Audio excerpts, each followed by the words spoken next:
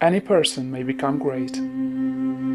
There is a principle of power in every person. By the intelligent use and direction of this principle, man can develop his own mental faculties. Man has an inherent power by which he may grow in whatsoever direction he pleases, and there does not appear to be any limit to the possibilities of his growth.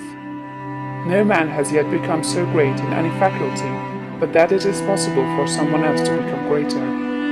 The possibility is in the original substance from which man is made.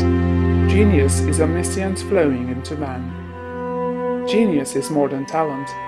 Talent may merely be one faculty developed out of proportion to other faculties, but genius is the union of man and God in the acts of the soul. Great men are always greater than their deeds. They are in connection with the reserve of the power that is without limit. We do not know where the boundary of the mental powers of man is. We do not even know that there is a boundary. The power of conscious growth is not given to the lower animals. It is man's alone and may be developed and increased by him. The lower animals can, to a great extent, be trained and developed by man. But man can train and develop himself. He alone has this power, and he has it to an apparently unlimited extent.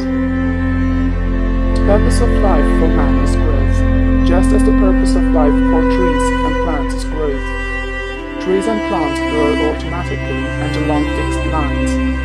Man can grow as he will. Trees and plants can only develop certain possibilities and characteristics.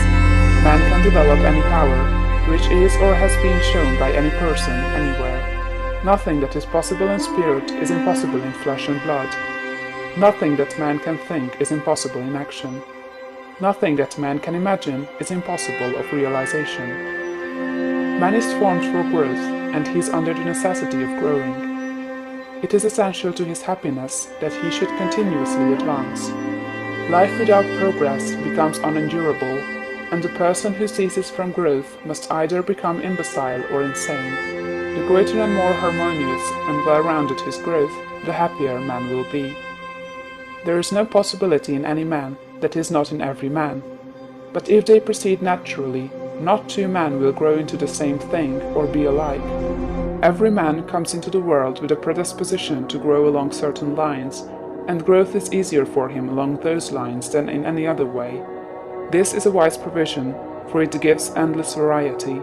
It is as if a gardener should throw all his bulbs into one basket. To the superficial observer, they would look alike, but growth reveals the tremendous difference.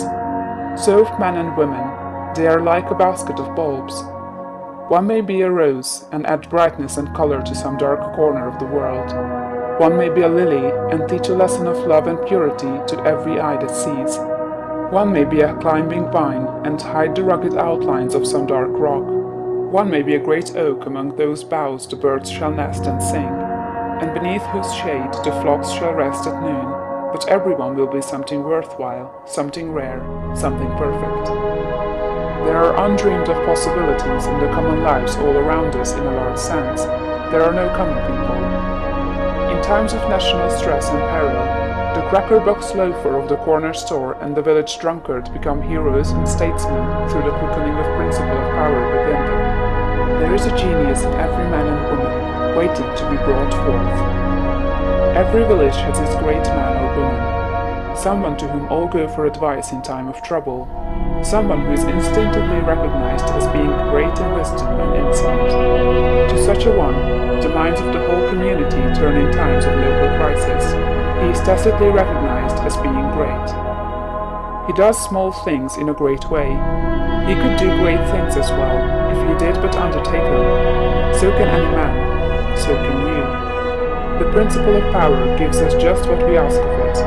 If we only undertake little things, it only gives us power for little things. But if we try to do great things in a great way, it gives us all the power there is. But beware of undertaking great things in a small way. Of that we shall speak farther on. There are two mental attitudes a man may take. One makes him like a football. It has resilience and reacts strongly when force is applied to it, but it originates nothing. It never acts of itself. There is no power within it.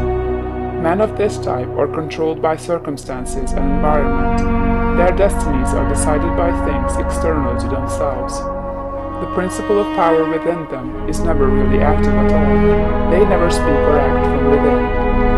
The other attitude makes man like a flowing spring. Power comes out from the center of him. He has within him a well of water springing up into everlasting life. He radiates force, highest felt by his environment. The principle of power in him is in constant action. He is self-active. He hath life in himself. No greater good can come to any man or woman than to become self-active. All the experiences of life are designed by Providence to force man and women into self-activity, to compel them to cease being creatures of circumstances and master their environment. In his lowest stage, man is the child of chance and circumstance and the slave of fear. His acts are all reactions, resulting from the impingement upon him of forces in his environment. He acts only as he is acted upon.